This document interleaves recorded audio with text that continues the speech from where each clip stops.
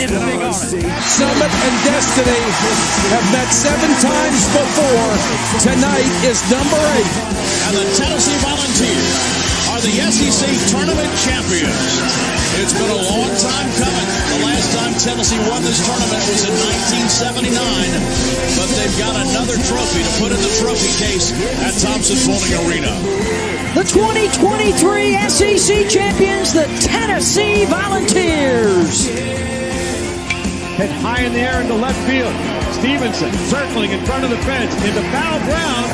He goes into the corner, makes the catch, and that's the ball game. And the Volunteers will hold the trophy. How much fun is this, man? God, I love it. High fly, deep right, and Tennessee walks it off.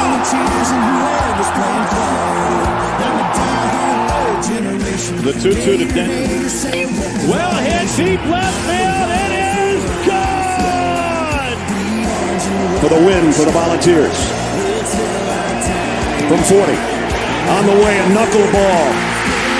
He got it! How much fun is this? Man, Rocky Top, this is college football at its absolute best. Right on. This is college athletics at its absolute best. That's what I'm talking about. I want everybody to realize that I'm back in the studio today, as well as my co-host, Michael Allen. This is the Fanatics Show. We appreciate you tuning in with us live here on YouTube. Michael, my man, I know you're busy over there with producing, but how are we doing today? We're doing pretty good, man. Just trying to see. No, we are not live on here. So that's all right. I was gonna say we could try to I could try to see what we can do here, but we might just have to go with it on YouTube today and then upload it to Facebook later. But I'm gonna see what I can do as far as getting it on Facebook while we're going here. No, that's totally fine. If we have to upload it to Facebook, we certainly can. But we got a loaded show for you guys today. Obviously, we're gonna talk about Oklahoma. We're gonna talk about Alabama. We're going to do some previews. We're going to do some predictions. We don't really know much about those teams, but I don't like Alabama and I don't like Oklahoma, so it's going to be great. We also got a special guest who's going to be segment 1. We're going to kick it right off with him, and I think that's going to be a lot of fun. I hope you guys enjoy it. But before we get started, I want to let you guys know who our presenting show sponsor is, and that's Chris Smith Insurance. As a homeowner, Chris Smith was once let down by an insurance agency. That's why he decided to start one of his own, where instead of feeling like a big company is fighting against you, you'll know that your agent is fighting for you. All insurance is not equal. Trust the Chris Smith Insurance today. Give them a call at 865-272-3387. Guys, trust me. Look, you may not even think about your insurance, right? You may have that crap set on auto pay. I know I do the same thing, but trust me, when something goes south, if you ever have to file a claim, you want to make sure that you know who your guy is, that you know you can pick up in an instance, give them a phone call, and they help you throughout the situation. Chris Smith will not only pick up the phone, he will probably show up to help you guys out. So definitely reach out to him, see what he can do for you as far as your home, your auto, and all that. So, Chris, we appreciate you. And Michael, it's about that time, brother. I'm really excited about this guest. I've known him for a little while now, and he's been a great friend of mine. And well, without further ado, I guess let's get over with our segment 1 sponsor, and let's just bring him on the show. Yeah, so our segment 1 sponsor is Optimal Asbestos Services, your trusted environmental consulting firm in Knoxville, Tennessee. State licensed and insured, we specialize in asbestos air quality management for commercial buildings and homes. Contact Jeff Mull at 865-223-3297 or on the web at optimalasbestosservices.com. So, Skylar, you want to bring on our guest? Absolutely. Now we're going to welcome in John Ewert. John, how are we doing, sir? Hey, thank y'all for having me on. I truly do appreciate being here and get a chance to talk about Tennessee football. Absolutely. We all love talking football, man, and we really do appreciate the time that you took out of your day, especially on a Sunday afternoon when you could be eating dinner with the wife or something like that. But you're here with us, and we are talking football, and you know, you brought it up. What's the first thing you want to talk about this team this year as they just started fall camp this week? Look, well, obviously the injury from Saturday's practice will have an impact early in the season as you're trying to get to find out who your two deep is. Yeah. Of course, defensive back position has been thin the last few years. Yeah. So if you talk about a position of need and an area that you have to stay healthy, seeing that injury from that position is going to be, we'll be able to overcome it. We've got a lot of freshmen who want to get in this rotation. Next man up, who's going to step up, who's going to take that role?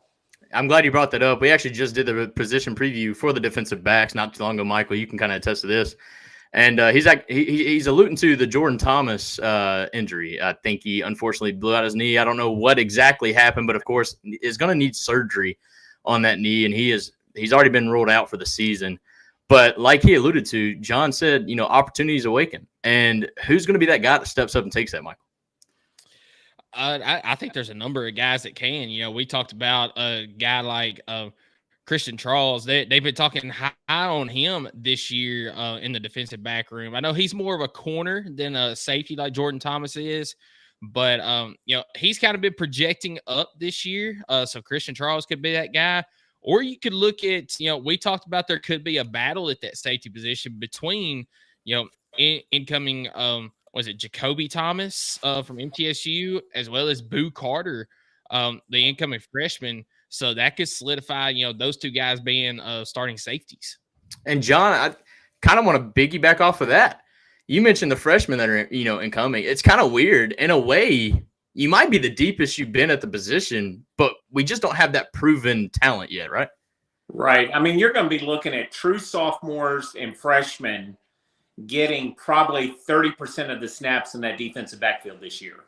If you have 1 to 2 people go down throughout the year, you're looking at 50% plus snaps being true freshmen and sophomores. So it's going to be interesting. I like the two guys you just brought up. The MTSU kid's an in-state kid. Of course, Boo is an in-state kid. And the fans really do gravitate toward those in-state players early in their careers. Absolutely. I mean, we're talking about a freshman, Boo Carter, that they just posted a highlight of him at practice the other day, and that man does not look like a true freshman whatsoever. He's out there making plays, been making plays since day one of spring. That's kind of a name that's kind of kept coming back up to the top of the list. But another guy, I think it would be kind of more of a cornerback maybe is Gerard McCoy, I believe.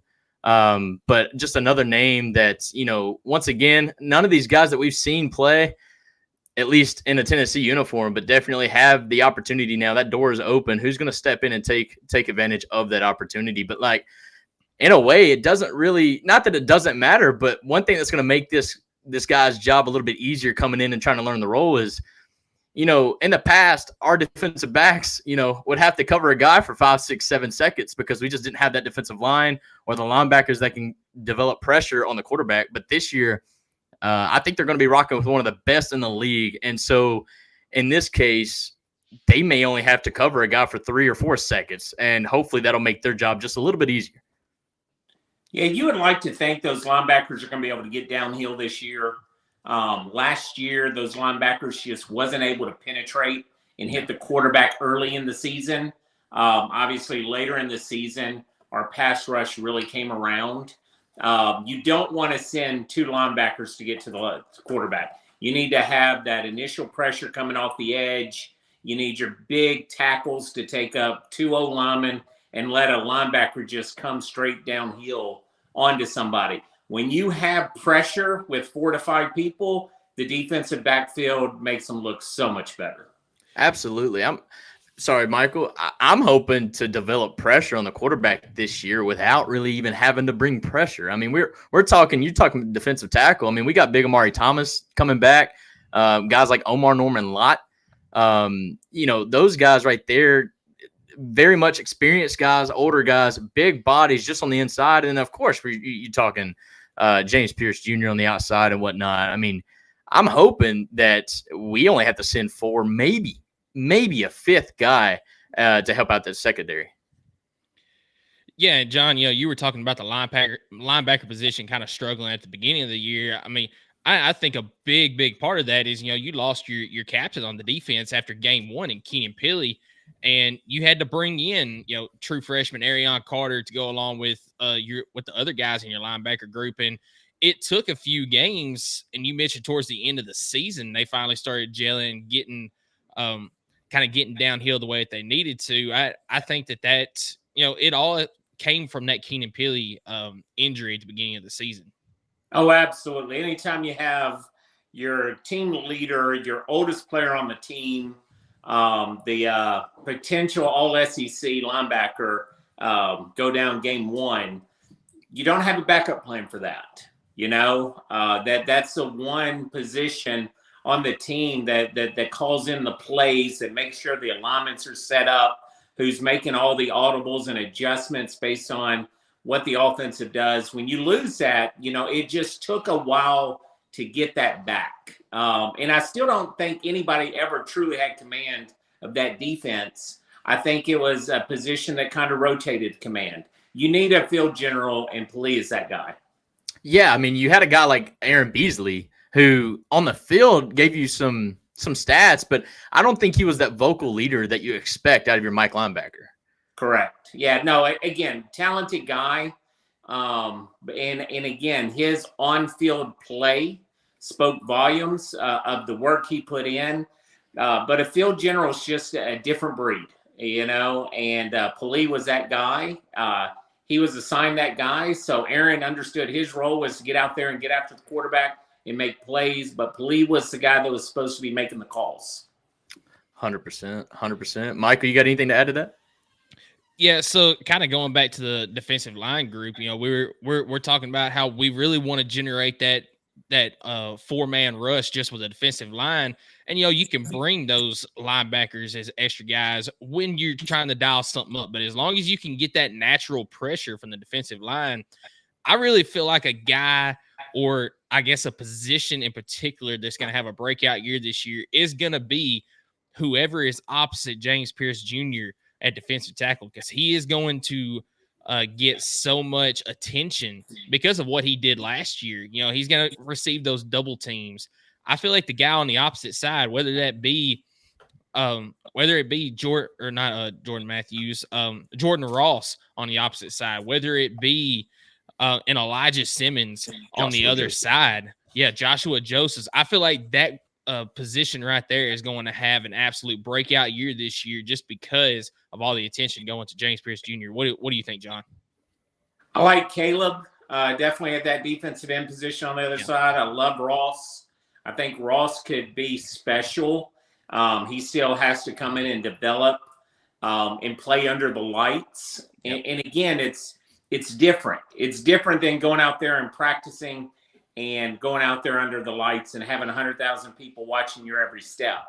But you have got two, what I think Caleb is a sophomore, maybe a junior. Ross, I think, he's young, freshman, sophomore.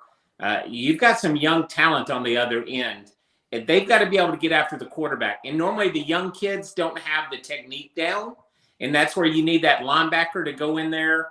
And here's the thing. When I was on that 97-98 team, and that 98 team, we had John Henderson as what they call a prop 48.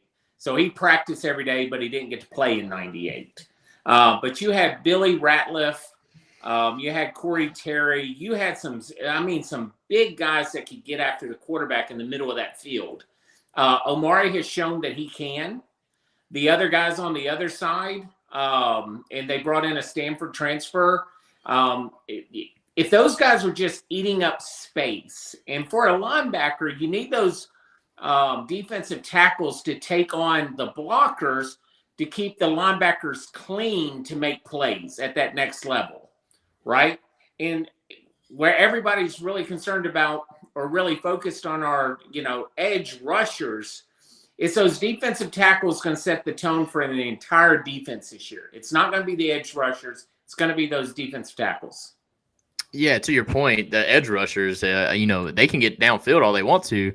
But as you know, as a defensive player, the further upfield they go, what does that cause? A big gap in that defensive line for a running back or a quarterback draw with these athletic quarterbacks that we are definitely going to be playing against. The further upfield they go, the less Containment.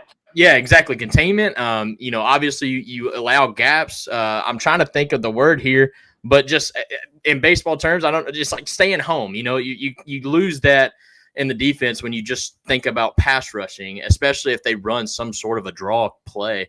But yeah, you're right. If those defensive tackles can work on staying true to their lane and taking on those blockers and not allowing a free blocker to come around or whatnot and get to the second level, that keeps your linebackers free and it keeps them ready to take on that angle to make that play, hopefully for a short gain. I completely agree with you on that.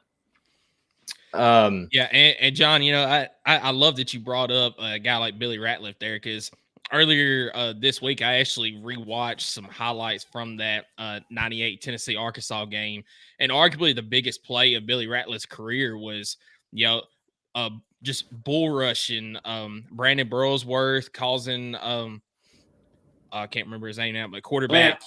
Yes. Clint Sterner. Yeah, Clint Sterner. Thank you. Causing him to trip coming out there trying to hand the ball off to his running back. Of course, the stumble and fumble call, and Tennessee goes on to win the game after that. That it just brought up a lot of good memories with that one right there. That was an incredible game to be at. Of course, as a walk-on, you don't ever dress for SEC games. The SEC games, You have 85 scholarships. You get 60 guys on the sidelines. So you got to think every SEC game, you had 15 scholarships sitting in the stands, right? It's one of those things that being in the stands for that game and looking at that game as a whole, knowing you had a chance. And then obviously the chance is now gone in the fourth quarter. We had a chance to get back in it. We didn't capitalize.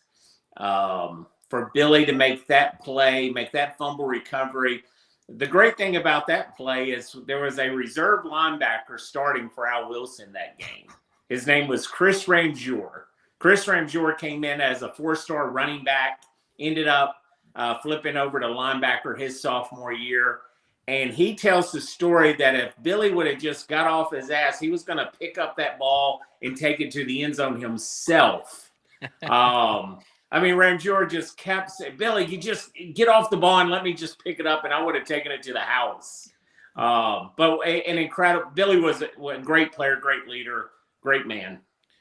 Yeah, and there's all sorts of, commentary from that game of what all happened. You mentioned the fourth down conversion that Tennessee failed on that, could have continued that drive and possibly won the game earlier.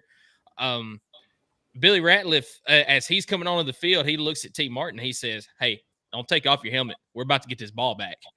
And sure enough, he made the play. And then, there's so many good John Ward calls. But my favorite one is not even one on the field. It was as soon as Tennessee got the ball back in, I guess, the documentary after the season, he says, what did Tennessee do? Nothing special. Just give the ball to number 20, go that way. And that's exactly what they did with Travis Henry. Just hand him the ball, and offensive line took over the game. Awesome game there that, almost didn't happen. 100%. John, you mentioned that game.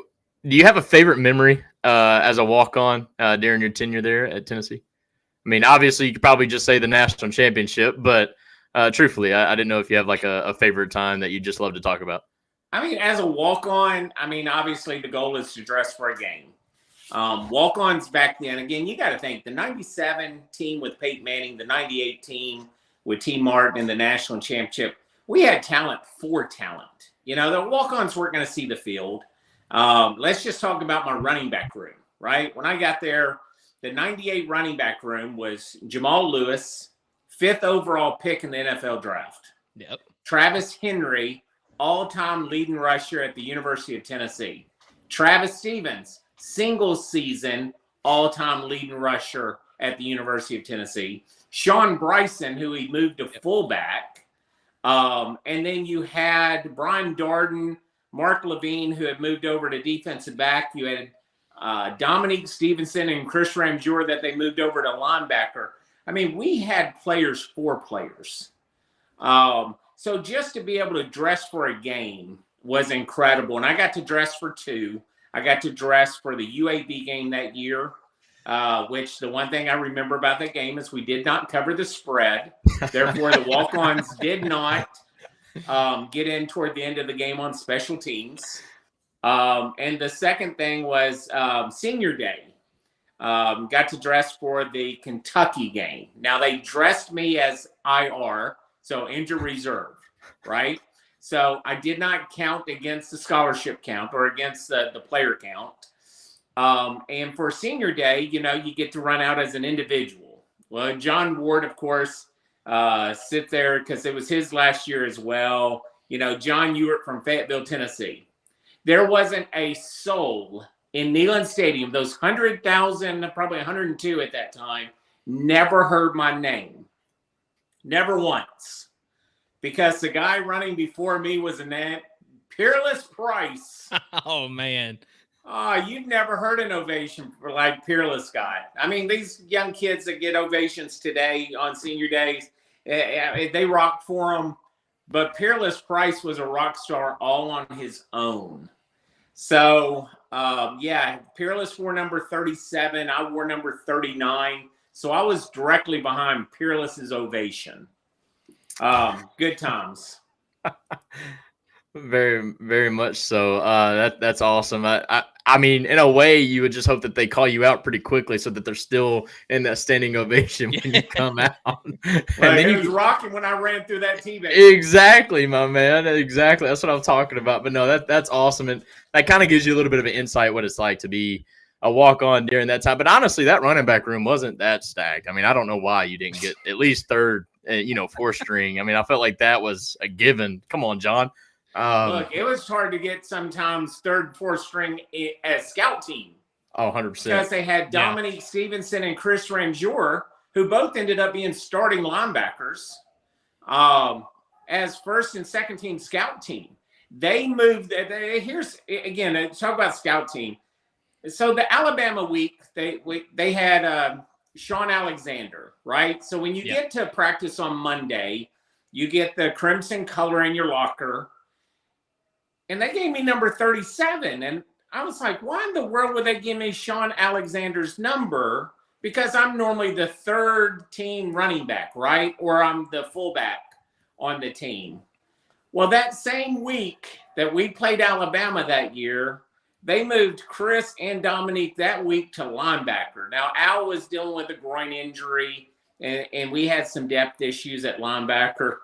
So I took a beating Alabama week trying to replicate Sean Alexander during practice. Who did you have to hit every day? Ended up being a Madden cover. Who did you have to hit every day at practice?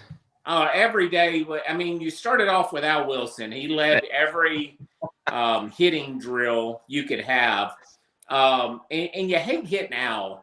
But Raynoch Thompson had a little bit of salt in him, so he would come downhill every now and then, try to light you up. Emo was just a constant professional. Eric Westmoreland, constant professional, just business-like attitude every time he went through there. But then Dominique Stevenson, when he went over to that side, he was trying to prove a point that he could play ball at any level. And hitting him in practice was nasty because I'd have to, remind him that he used to be on this side. No, for sure. Well, John, let's bring it back to what's going on now, especially after the history in the last decade of the program. But what were your thoughts? I mean, obviously it's easy hindsight, but in 2021, Danny White announces that he's hiring Josh Heupel. What was kind of your thoughts during that time and bringing a guy from UCF to lead the Tennessee program? Well, the other names on that list that year had more experience than he did. Danny had a relationship already with Josh. I think he saw what he could become in the future and wanted to make sure that he brought that with him because you can always hire for now.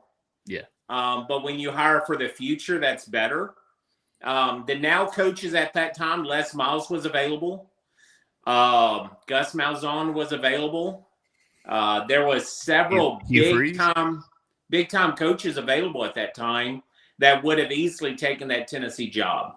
Les Miles had a national championship under his belt. And when he selected him, it was an interesting hire. Like I said, you're selecting him to be the coach when he would have been tabbed that next coach in waiting type role. You know, he would be that on that next tier. And ever since he's been here, it's been just lights out. He's grabbed some great coaches to bring with him to help elevate his game. And I think that's where Butch Jones really lost his touch here, was he wasn't as concerned about bringing and keeping those coaches around you. If you want to be great, surround yourself with great people. Now, 100%. Coach Heupel has absolutely done that. Surround himself with great people. And I think he's got a good job of kind of developing, obviously, kind of like what Alex Golesh. Like, you know, if you're going to have successful seasons, you're going to have to prepare to replace your coordinators pretty quickly.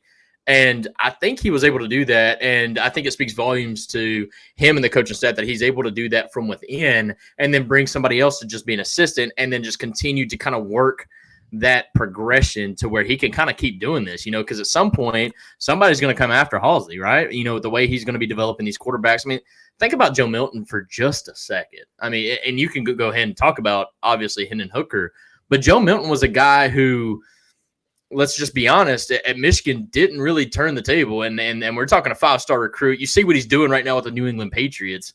He obviously beat out Hendon Hooker in practice back in 2022, but just in the game couldn't make it happen. But then his super senior year, they go 8-4. He played some really great ball, had some like 29 touchdowns to 5 interceptions, threw for a couple, maybe even 3,000 yards, total yards, whatnot. I mean, just the way he's been able to develop any type of talent, because, I mean, let's be honest, any type of football fan that knew Joe Milton was taking the field already had overthrow Joe in their mind, you know, type mentality, when in reality, they actually had that man playing some really good ball. And like I said, if you haven't heard lately, I mean, this man is competing for the starting job at the New England Patriots. So just kind of wanted your thoughts on just the way he's been able to develop his coaching staff within, and then how in turn that's helping out his team now. I think you have to have a family mentality, the amount of hours these guys put in. Yeah. And I think that Heupel has done everything he can to have that mentality over there in the complex, where it's family driven, family oriented. I think that will keep coaching staffs here. Again, Rodney Gardner to stay after 3 different major programs came after him last year. Right. Speaks volumes, because Gardner has left before. You know, he was on former staff and went, I wanted to say he went to Georgia at that time. But, you know, when coaches are coming to, you know, take what you got going on and they end up staying, you know, it's not about pay. You know, it's about the culture over there. So as they continue to grow and develop people, you know, I really don't know who their OC is. I don't know who's making the calls. I know who has the title. You know, but you don't know who's making the calls over there. You know, Heupel's got a big part of that. Yeah. But, you know, there's a chance that the O-line coach is making some of these calls as well. So you like to see that approach that, hey, no matter what your title is, you know, we're going to give you a chance to learn, develop, grow, and contribute. Yeah, and I think that's huge that, you know, Tennessee does that. It's not just one guy making a call. You know, you've got Josh Heupel probably making some calls. Joey Halzle obviously is going to make some calls as well. Maybe even you know, offensive line coach making some calls if he sees something that he likes. And I think that, you know, you go on the defensive side of the ball, Tim Banks, you know, making most of those offensive calls, but you bring in a guy like William Inge. I think that was huge for the defensive side of the ball this year, because he's a guy, he's been a co-defensive coordinator before. He knows a lot of stuff as well. And, you know, what is his exact title over there? I know he's linebacker coach, and he's not co-defensive coordinator. He's they normally give him some recruiting court, you know, again, to get the money up, they normally have 2 titles. Yeah, but you know, I think bringing him in, he's probably going to call some of those defenses as well based on what he sees. I think the fact that Tennessee does that and it's not just one guy on each side of the ball making calls, I think that also says something about the Tennessee culture. Oh, absolutely. I agree with you. Yeah, man. So fast forward to 2024. We're talking about a coaching staff that's now pretty well established, and you're talking about a Tennessee team that has gotten all of its issues from 2020 kind of in the back door, in the rearview mirror per se. They're rocking and rolling. We're talking about a recruiting tear in which they, I guess, demoted George McIntyre to a 4-star. But I mean, we're talking Nico Iamaleava, Jake Merklinger, George McIntyre, and now you just at least verbally recruited and committed Fajon Brandon, the #1 overall recruit and 5-star quarterback.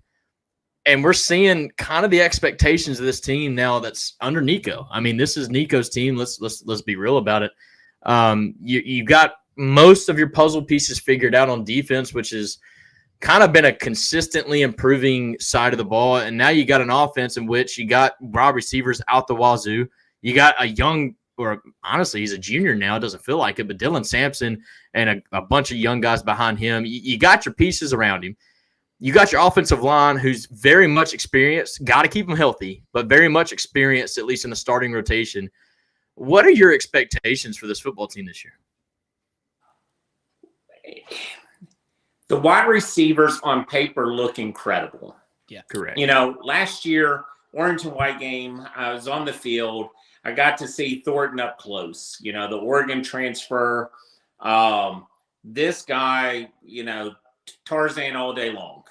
I mean, just a great big body. Reminded me of similar Marcus Nash, that was one of my teammates, and just never turned it on the field. Yeah. You've got Brew McCoy, who could consistently be a #1 wide receiver anywhere.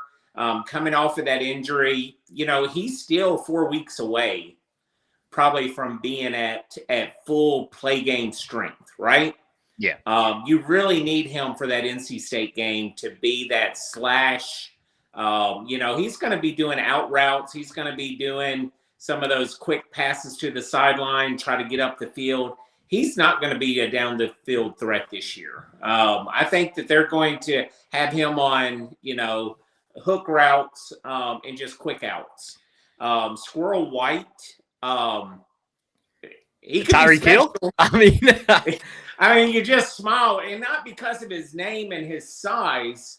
The guy just could be special. Yep. And then let's be honest, the most talented wide receiver over there is a true freshman, Matthews. Mike Matthews. Yep. Matthews is probably, as far as physically gifted, true wide receiver, he probably is the most gifted guy, and he's going to be probably 5th on the depth chart to start the season. But expect him to be in the starting 3 by the time the end of the year happens. Yeah. One guy that you didn't even mention right there is transfer Chris Brazzell, that has just been lighting it up over there so far in the early practices. And you would like to think he's going to see the field. And he probably will, especially in the first 2 of the 3, games. But again, on any given day, you might have 5 total receivers play in a game. And with Brew being, say, 50-50, that opens up that one spot, and it's who's going to come across to that one spot. What people don't realize is you've got 2 tight ends who could stretch the field, similar to what Princeton Fant and Warren did 2 years ago. Last year, not as much, but 2 years ago, the tight end was a little bit more involved. And you want to see the tight ends catch 6 balls a game. You want them to get 6 to 8 yards, get down. They don't have to stretch the field vertically, but horizontally. And you want them to get those, 6 and out, get up the field, move the chains type. And you've got 2 tight ends who can do that this year. Yeah, and we know that the tight end is a big piece of a Josh Heupel offense, not just for what they can do in the passing game, but obviously what they can do when it comes to run blocking as well. But with all these talented wide receivers, do you see some sets or maybe some drives, depending on the situation, where we go 4 wide receivers instead of the 3 wide receivers and 1 tight end? I don't. I really don't. I think you bring in the Notre Dame tight end to make sure Nico stays upright. So I don't think you can take him off the field.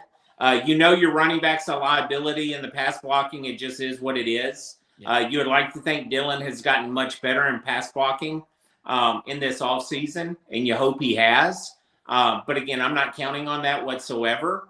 So to take the tight end off the field to bring in a 4th wide receiver for a stretch play, you're leaving a redshirt freshman completely exposed in a situation like that. And your offense doesn't need it. You don't need 4 wide receivers running verticals.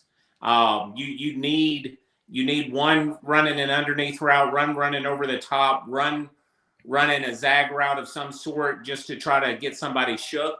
But you're going to have to leave somebody home besides Dylan. And again, Dylan can come out of the backfield and go left and right and provide some space for Nico to, have a dump route.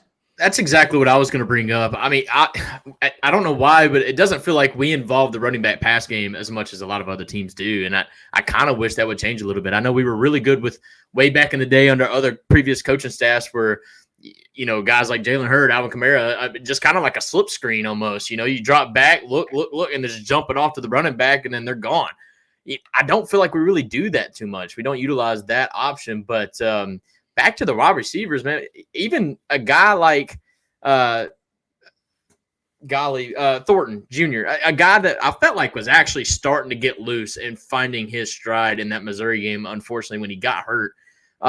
You got a guy like that coming back. You got a guy who I was starting to believe in a lot in Chaz Nimrod, but you're just not going to have enough space for all these guys. I mean, it's going to be tough to rotate them in and out. I'd love to see how this coaching staff does it, but I'd also like to see which of these guys really step up. I mean, you mentioned we've got a guy coming off injury, 2 of them coming off pretty serious injuries, because Dante Thornton Jr. may not even be 100%. I'd like to think he is, but, maybe in this first game against Chattanooga, we won't even see a guy like Brew McCoy or Dante Thornton Jr. So in that case, maybe we can see some of the younger guys.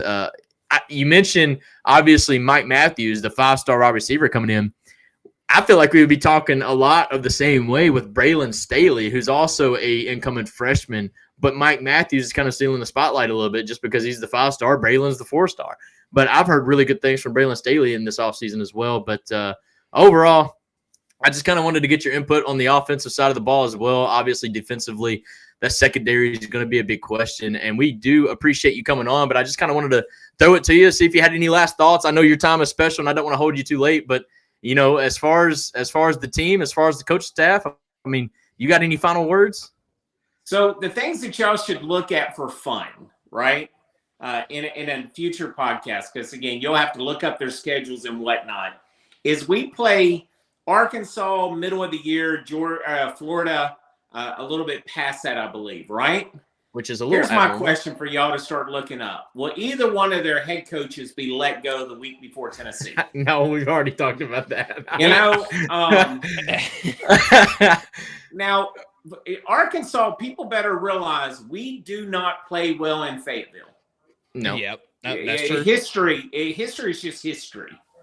Fayetteville has been very difficult to play at.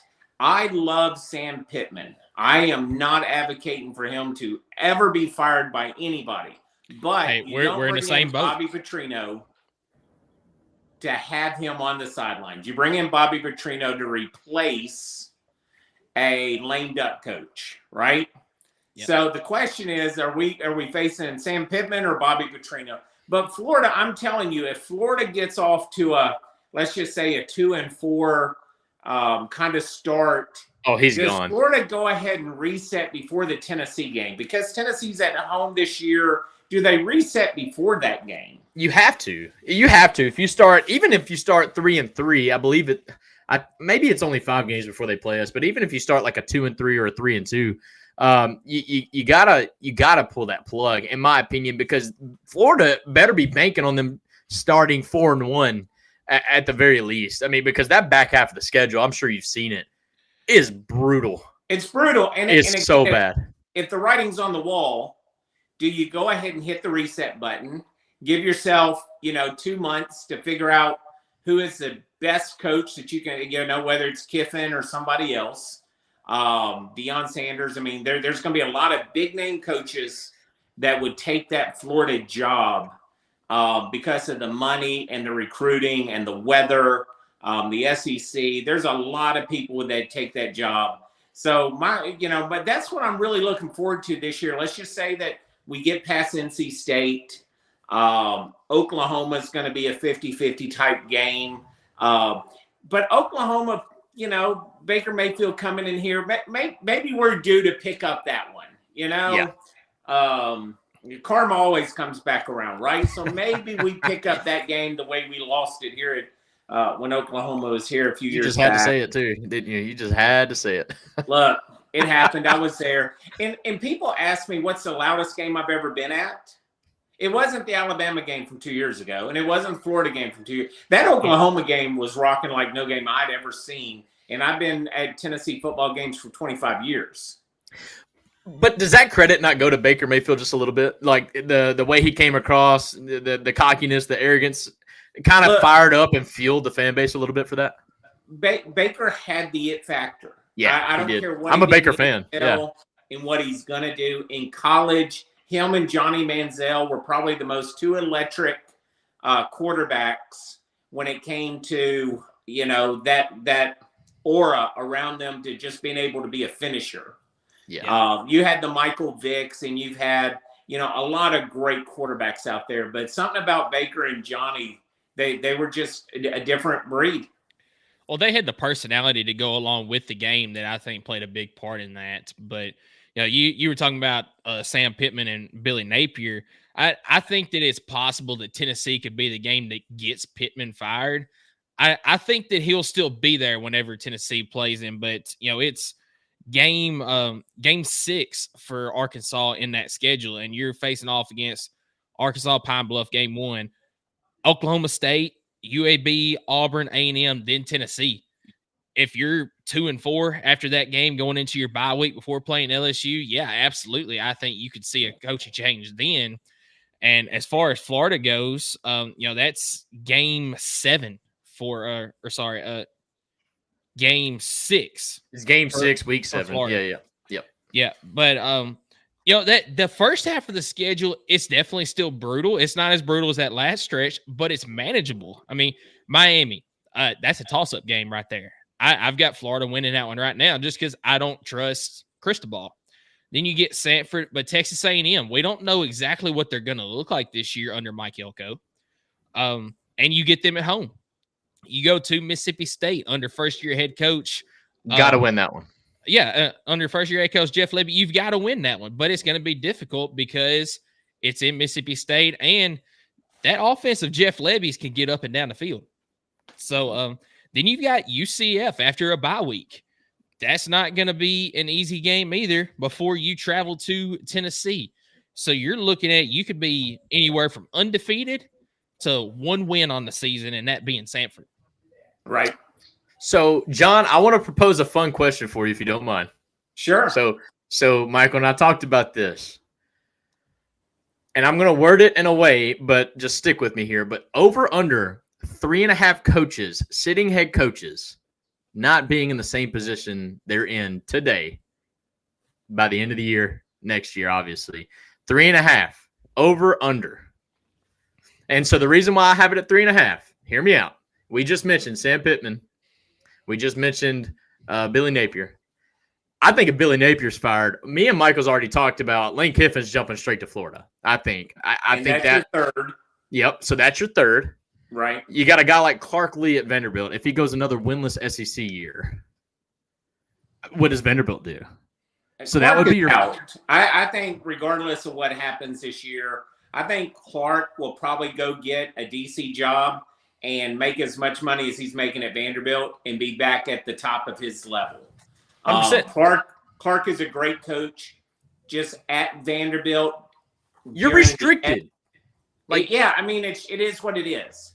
They're renovating the stadium. Their players are again. It is what it is. At this point, what he is making he could make that close to it as a DC again at any major university about to win a national championship. So he's going to be a hot commodity as a lamed up type coach. Look, Kentucky, if Kentucky doesn't win 8 or 9 games, I think Stoops leaves on his own accord. I think after Calipari left Kentucky, I think Kentucky's athletic department is right now just a mess. And just like the fans wanted Calipari to leave without wanting him to leave, and then when he left, it's like, oh my God, I can't believe he did it. I think Stoops is a hot commodity for some of these schools that would appreciate him again, where right now he's not being appreciated at Kentucky. If he doesn't win 10 games, Kentucky's got unrealistic expectations. So if you can imagine A&M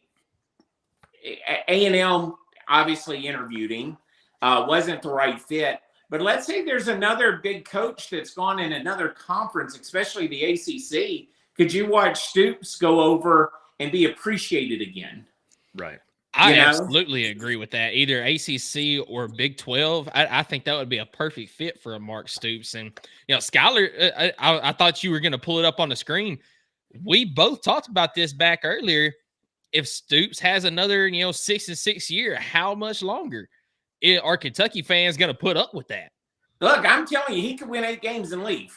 Again, Kentucky fans are not right now. Their unrealistic expectations are what's driving coaches away. The administration didn't ask Calipari to leave. No, they asked Calipari to make some changes, which he wasn't willing to do.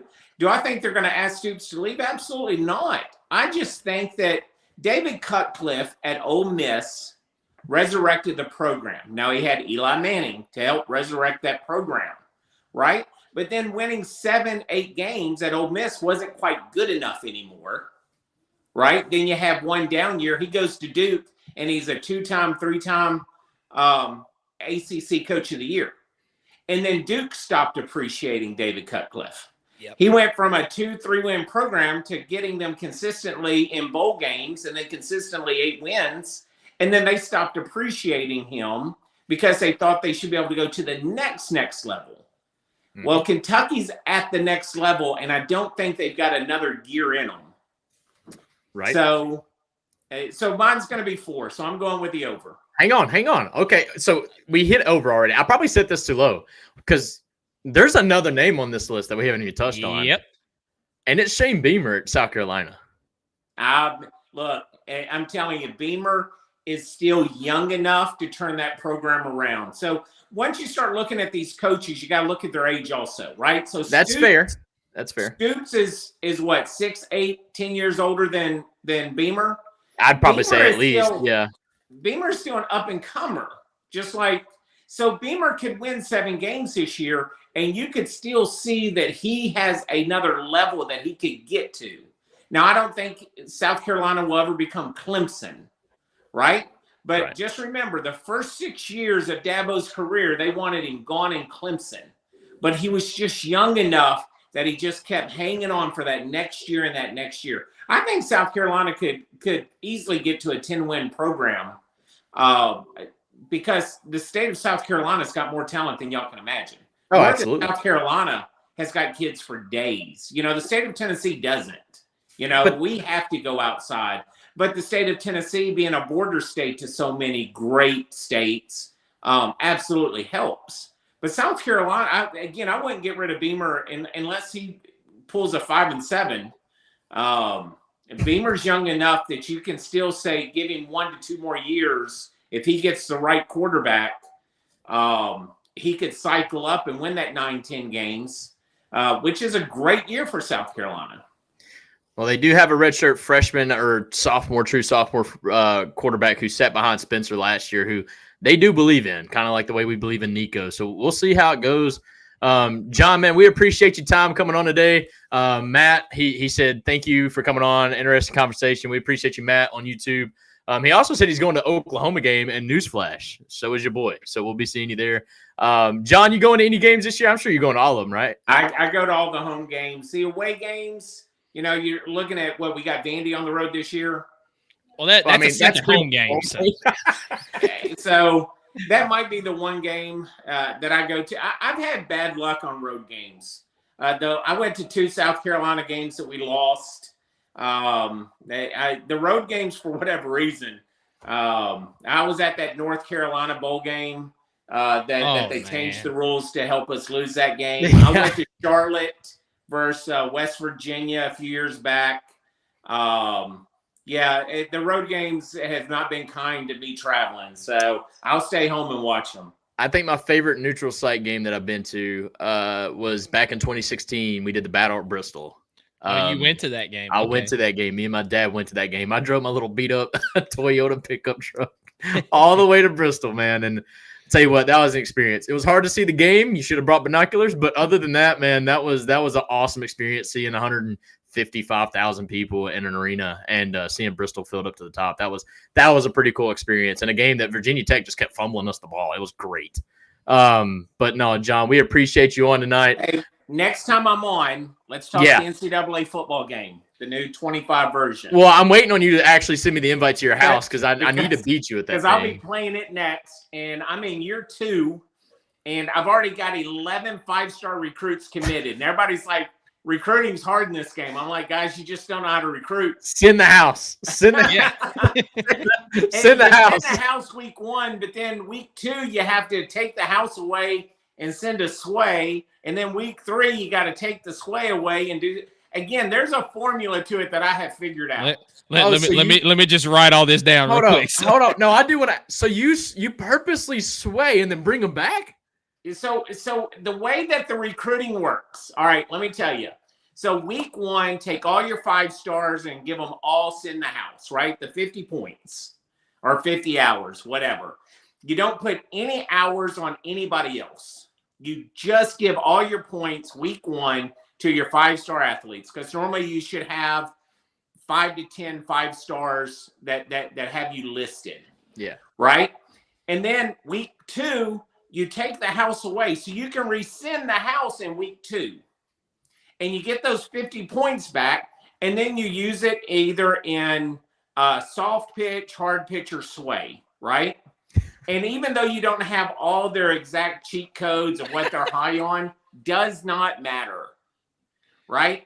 Week 5 recruiting, week 5. What you have to do is go back to the open list of all prospects, go to the far right, and auto sort by who's been offered or not. There is typically 6 to 8 top 100 players who have not been offered a scholarship yet after week 5. If you offer them a scholarship, 2 to 3 of them will automatically list you in their top 5 because they're the only scholarship offer you got. This is some good stuff. This is some look, good. Guys, if you're watching, we are getting all exclusive recruiting input on EA college football. But what happens is everybody's trying to recruit 35 players. Well, year 1, Tennessee only loses 19. Well, out of 19, it's just math. You need 15 to commit, and you need 4 transfer portal players. Because you can't cut first-year freshmen. I was just about to say. There's no reason to get anybody after 100. And if you force people top 100, don't recruit them. Yep, because you force people to either enter to the transfer portal, or like you said, you have to cut them. You have to cut them, and you'll end up having to cut like a decently talented linebacker or whatever for a 68 overall freshman because you can't cut the freshman. You can't cut them. So again, there's some but again, and I'm in year 2. I play on the Heisman level. We're gonna have to up that because you're making it look too easy. So in year 2, I've got 11 5 stars, and again, that's all I'm going to be able to sign because I only need 17 total players. I'll always go to get 2 to 3 portal kids. Yeah. But I think a lot of people I see that struggling on recruiting is, first off, you're trying to give points to 35 people and you need 20. Yep. So you're wasting points. And then only concentrate on the big ones. Only concentrate on your 5 stars. So when others were, don't be 3-star you, is what I'm hearing. Right. And then don't schedule week 1 and week 2. Week 1 and week 2 leave as open weeks. Yeah. Get all of your home games toward the middle to the end of the year, because by the time you can set them up for a visit, you normally have to wait 2 to 3 weeks before they can get on campus because you've already had 2 home games before they've even agreed to be able to come on a visit. So again, there's some things you can do to up your recruiting value. So we'll go over that next time I'm online. All right, so next time John's on, we're just going to have an exclusive 30-minute conversation on EA College Football 25. We might even stream it live so that he can actually show us what to do while we're playing it. John, man, as always, we appreciate you. Michael, you got anything in closing?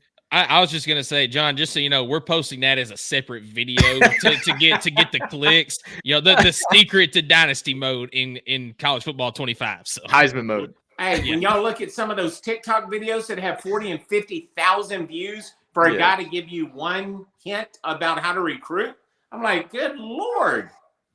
I could sit there and talk 10 minutes and everybody would know exactly how to do it and what to do. That's exactly right. Man, All John, right, y'all take care. Yes, we sir. really Thank you so coming much. on.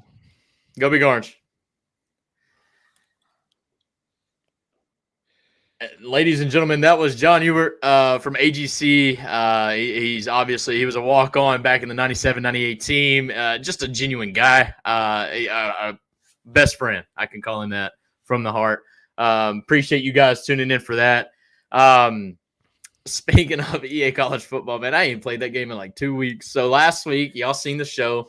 I was out at Loretta Lynn's helping the little kids out. Overall, got 8 of the top 10 kids at Loretta Lynn's under our tent. So that was pretty cool. Matt says, cool dude, man. He really is, man. I mean, I know you see him on a screen. You don't really get to see the true side of him, but we're sitting here trying to be like serious and run a podcast, and this dude's like, I want to talk about EA College football.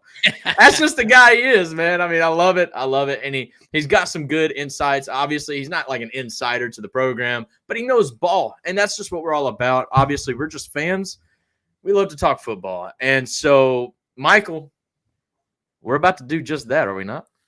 We're about to do that, but before we get into that, how about you give us our segment 2 sponsor? It is me, ain't it? I thought it was you. See, I was like tossing it up for you to throw it, and then I realized that it was my turn. All right, no, I'm joking. Guys, segment 2 is sponsored by PNLBusinessServices.com. We know firsthand that getting your monthly reporting, invoicing, bill pay, taxes, and other essential business services right is critical. That's why at the PNL Business Services, we go beyond bookkeeping by providing you with everything you need in your back office so you can have your time back and the peace of mind to do what you love most, which is building your business. Behind every successful business is a great bookkeeper.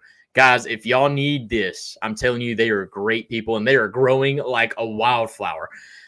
Go to the website at pnlbusinessservices.com. It's just as simple as that. They can get you hooked up, get you taken care of, and you can be boots on the ground working on your business. So look, Justin is calling you out, man. Bro, we might have to just set up a date like Wednesday night, 8 o'clock, be there. I'm just going to play them live on the stream. You know, actually, would y'all like that? I mean, we got so many people watching YouTube.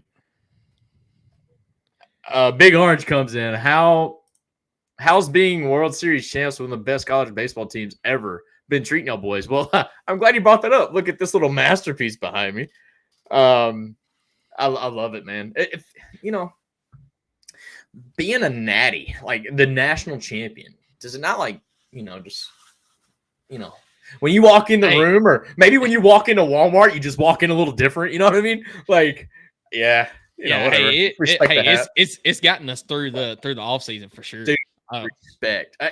And he mentioned something about Josh Heupel, family oriented, getting people to stay. You can say that about every single man. school. Exactly. I wanted to bring that up about Tony Vitello because look, let's be honest. That man could go get a bag anywhere in the country, and he said no. Now Tennessee's going to take care of him. Don't get me wrong, but Tennessee's doing so much more than just a paycheck. Honestly, they're building the program around Tony Vitello. They're building him a brand new stadium. I mean, it's so cool when he brought that up because man, our athletic department, unlike Kentucky's, it's probably the strongest it's been in a while. I'm just going to say that, in a while. And it's pretty cool. Big Orange says, "LOL, I got my World Series champ pennant coming through the mail." That's what I'm talking about, Big Orange. That's what I'm talking about, my guy. My God. No, it's been crazy. But it's football time. It's football time in Tennessee. And but hey, real quick before we move on with what we have scheduled, you brought it up.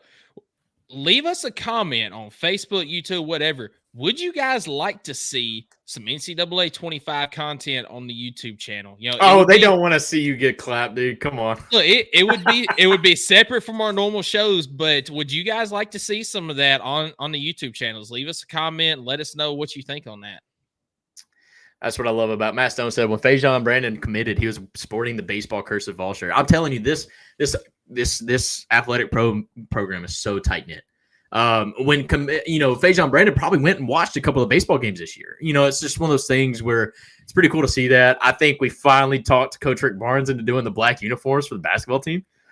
So expect dark mode in basketball this year. And trust me, to convince a guy like Rick Barnes to go black with the uniform, I'm telling you, that's pretty special because I feel like Rick Barnes is a lot like, I guess, Nick Alabama. Saban in a way. Yeah, I was just say, just very much like, no, we're not doing anything different.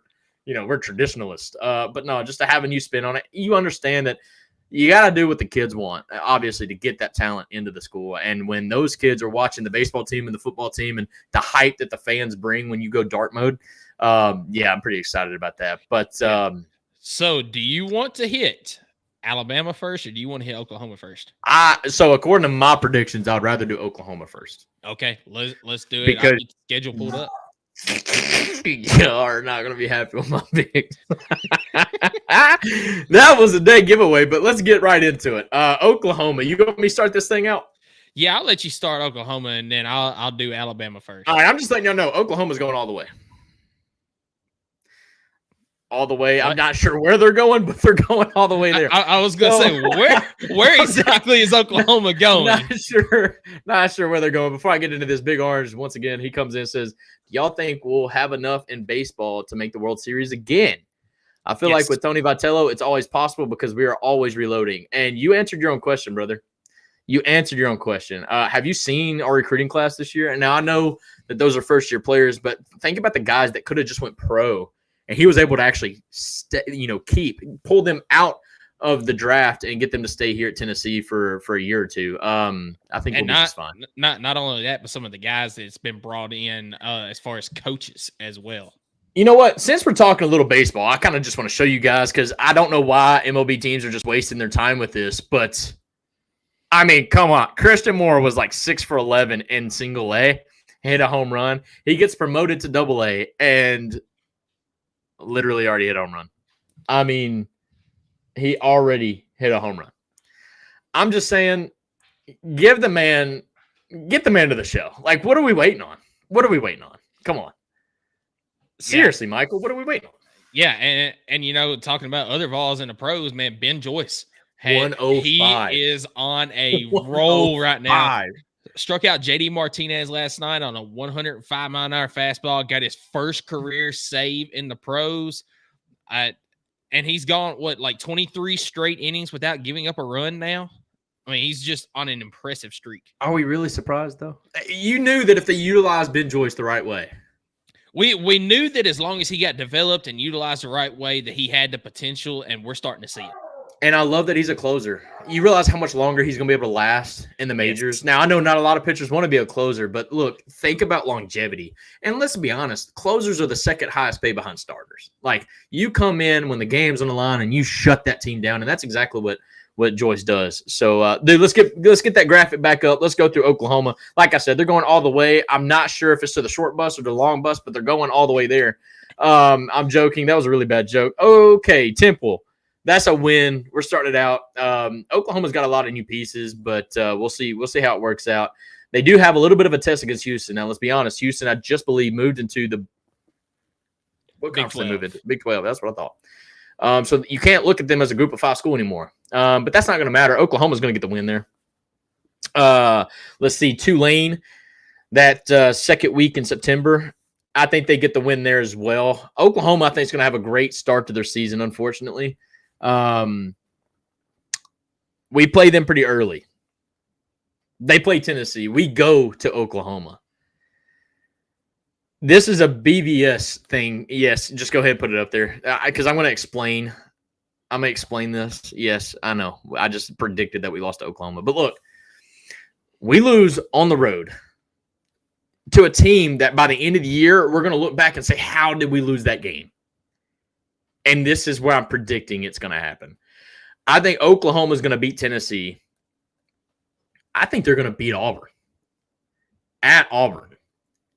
And I think Oklahoma could be sitting top 10 in the nation, probably close to top 5 at that point, but probably just top 10. And then they got that bye week. And then this is where I don't think their season continues to go as well. I think they lose to Texas. I after last year and whatnot, I just think Texas is going to beat Oklahoma. I think they do pick up a win against South Carolina. And then I think they lose to Ole Miss. At Ole Miss, I think Ole Miss is just going to be a really good team. And this is where I think that you're really going to start seeing the downfall for Oklahoma. And this, as a Tennessee fan, is where it's going to get really frustrating because it's like, once again, like the Florida game last year. You look back at the season, you look back at where Oklahoma is going to finish, and it's like, how did we lose that team? But it's just one of those things, and you have to understand where I'm coming from. You have to understand where I'm coming from. We do not play good on the road. It's almost all but guaranteed that game in Norman is going to be a night game. If not, it's going to be a late afternoon game. But they lose to Ole Miss. I think they do pick up the win at Maine, but that's going to be their last win of the season, as I do think they should beat Missouri, but it's at Missouri. I don't think they get it done. So I think they lose to Missouri. They will lose to Alabama and then lose to LSU. Again, 7-5, and Tennessee looks back at the season and says, how did we lose that Oklahoma team? I don't know.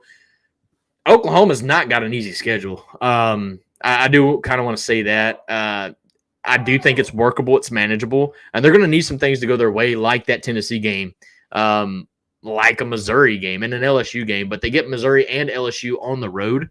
I think that kind of works against them just a little bit. But overall, got them going 7-5. I do have us losing to Oklahoma. I'm not really happy about that, but I'm just being real here. I'm being real here, so don't be too hard on me in the comments. Yeah, so that Oklahoma game, it is a flex game, so it'll either be afternoon or night. I'm kind of with you. I think it'll be a night game. You've got Justin has got them beaten. LSU. Justin never agrees with me, dude. It's such a rare occasion. Justin, we appreciate you tuning in, brother. But Big R says, I think in a 3-game series, we'd have gotten at least one. What is he talking about? Oh, hang on. Do y'all think this year's baseball team could have beat the Smokies? I think he means Smokies because I think he sees the Smokies hat back there. I don't know, man. That's super hypothetical. I really don't. Woods, Water, Mizzou, he joins in and say, hey, he always calls me out, dog. All right. What letter is after Y in the alphabet? My Missouri education has me stumped. Sounds like you're just stumped, brother. That's unfortunate. Maybe you should come to Tennessee. They got some really good education, brother. That's unfortunate. All right, but what do you have as the ceiling and floor for this? Yes, thank you. So I think the ceiling for Oklahoma, I think they could pick up a win against Missouri and LSU, and I think they could go 9-3. I think would be their ceiling. I don't really know, and that's with them beating Tennessee. But as far as a floor, I could see Oklahoma really. I mean, if things really hit the floor for them, if the quarterback doesn't work out, I could really see them going as low as a 6-6. I don't think they're worse than 6-6. I mean, I wanted to say 5-7 there for a second, but I really don't think Oklahoma misses a bowl game. If they do, media is going to have a heyday with Oklahoma in their first year in the SEC. Yeah. So I'm going to go ahead and clear this out, and I'm going to give my predictions on it. And you mentioned it. This is not an easy schedule. It's not as brutal as Florida's, but this is not an easy schedule whatsoever. You do start off, should get a pretty easy win against Temple to begin the season, but Houston is not going to be easy. They're a decent team. Like you said, first year, or this might be second year in the Big 12. I think they actually came in last year. I think they came in last year. You're right. Yeah, but I could be wrong on that. I do think Oklahoma, from a talent standpoint, is a little bit better. So, and they do get the game at home. So I've got Oklahoma winning this one. Then you draw Tulane, one of the better Group of 5 programs over the last few years. Alex, we appreciate you tuning in, man. He says GBO. Dang right, dude. But you draw Tulane, you do get them at home. One of the better Group of 5 programs in the last few years. So it's not going to be easy. We saw Ole Miss took their best receiver. We did. Sorry. We did. Ole Miss struggled with them last year.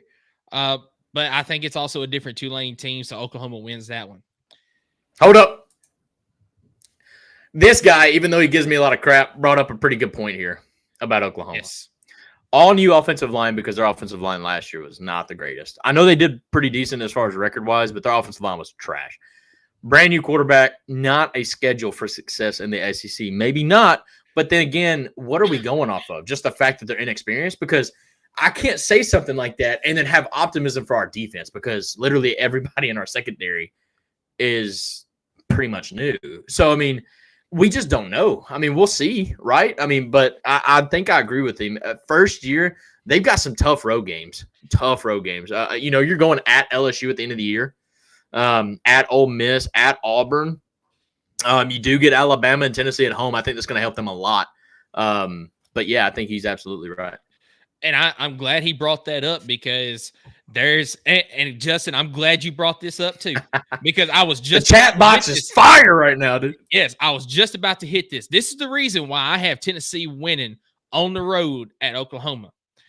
See, that's a partner right there picking me up. You know what I'm saying? That's what I'm talking about. First off, you've got the storyline of Heupel going back to Oklahoma the first time he's been back there as a head coach.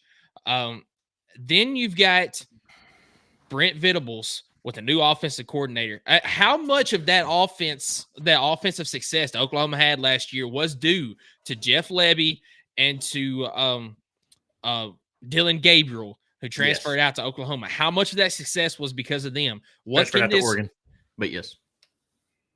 You said transfer out to Oklahoma, but I knew exactly what you meant. Sorry, You're good. Oregon. You're good. Thank you for that. So how much success is Jackson Arnold going to have this year? How much success is the new offensive coordinator, I don't know his name off the top of my head, going to have out at Oklahoma this year? What is that new look offensive line going to look like? And I think that at the beginning of the season here, Oklahoma is still going to be figuring some things out, which is why I have Tennessee winning this game. I do think they go to Auburn. They get a win against Auburn and Jordan Hare. Not going to be easy, but they're going to get a win. You do have the bye week before you play Texas at the Cotton Bowl. Unfortunately, I do think that Oklahoma is going to drop this game. I think Texas got so much revenge on this one, right? Like that's the only thing I can think of. And Texas is a really solid team. Yeah, and has Texas not been in the lead, like a big lead, for the last 2 years and lost both of them? Maybe I know they did last year. There was 1 year they got just curb stomp, but yeah. But yeah, I've got Texas winning this game. You do beat South Carolina at home. You're sitting at 5-2 on the year before you travel to Ole Miss. And I've got them losing to Ole Miss this year. You do pick up a win against Maine to get bowl eligible, but then just like Skylar said, you're going to drop these last 3 games at Missouri.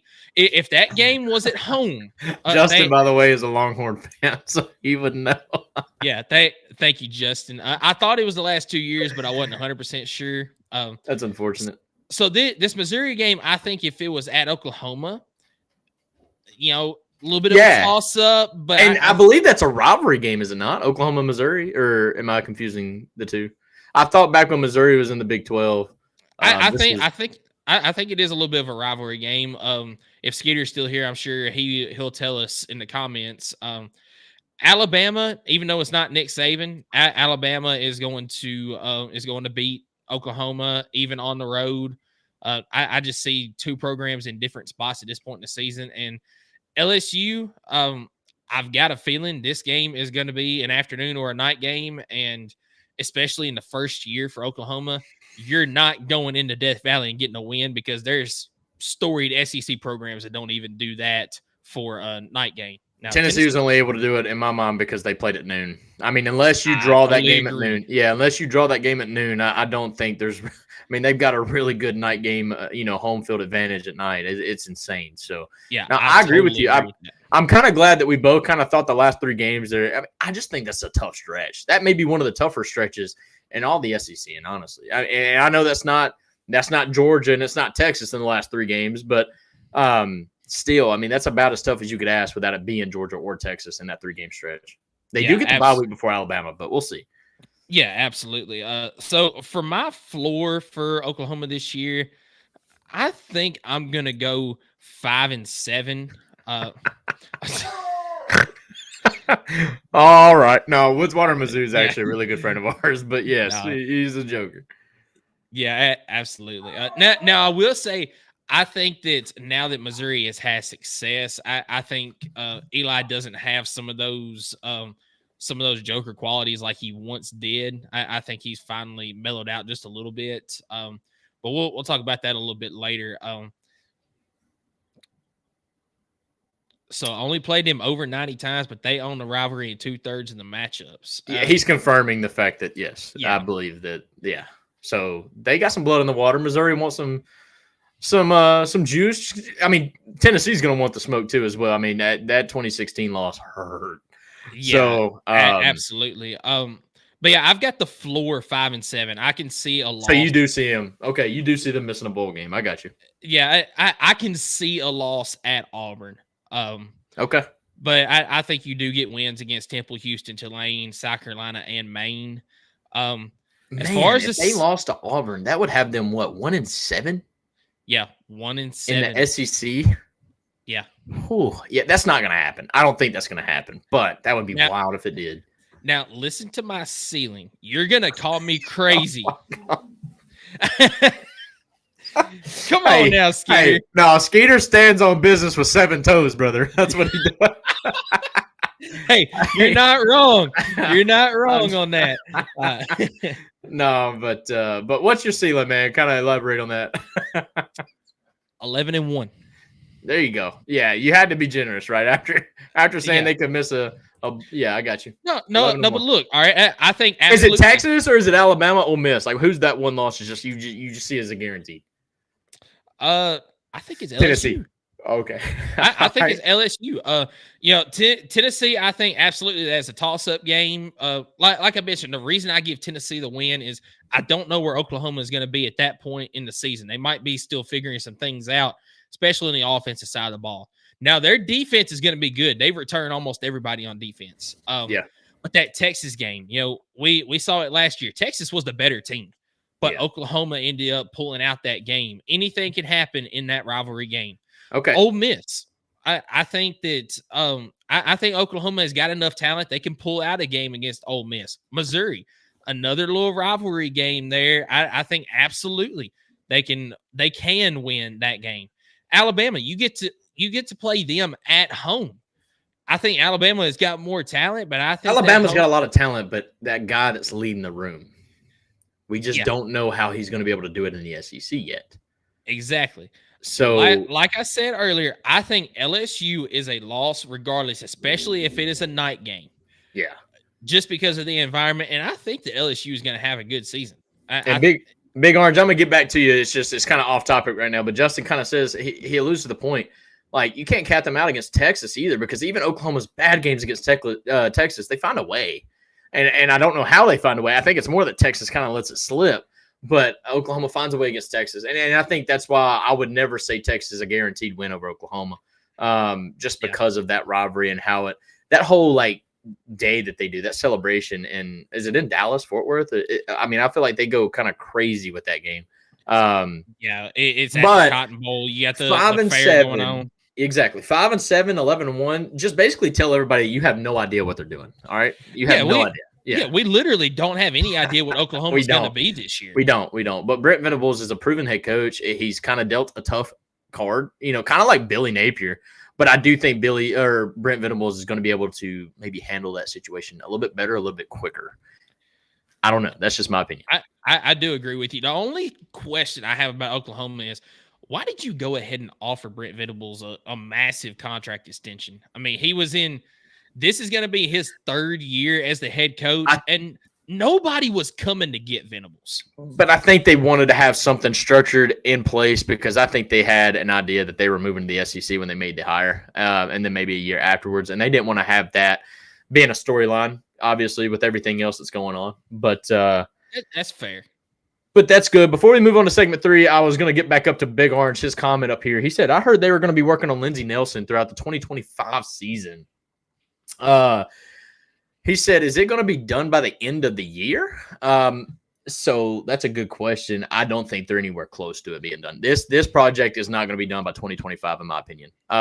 Lindsey Nelson itself may be done by 2026, but everything they're doing with the whole entertainment row right there on the river, that's going to be a 3-year project at the very least, in my opinion. They're putting up a hotel where the parking lot is that runs across. I know that road. Why is it blanking on me? The road that runs around Neyland, basically right along the river. Calhoun's is on it. Anyways, that road where the parking garage is that spans right next to the ramp. The ramp is no more. I think they're getting rid of the ramp at some point. They're going to have a hotel, like 200 some odd rooms. They're going to have rooftop bars. It's going to be awesome. If you haven't seen the renderings of it, I was going to try to look it up and show you guys. Let's see. Do I have it up here? Maybe not. I don't have it up here. I will ask this question. Does Tennessee? Yes, I do. There we go. Boom. So this is going to be a massive hotel. And right there, you can kind of see, I didn't mean to cut you off, but that's where the garage is parked. And you can see in this rendering, they're getting rid of the big ramp that kind of goes up to that scoreboard. So there is no way this is getting done by next year, in my opinion.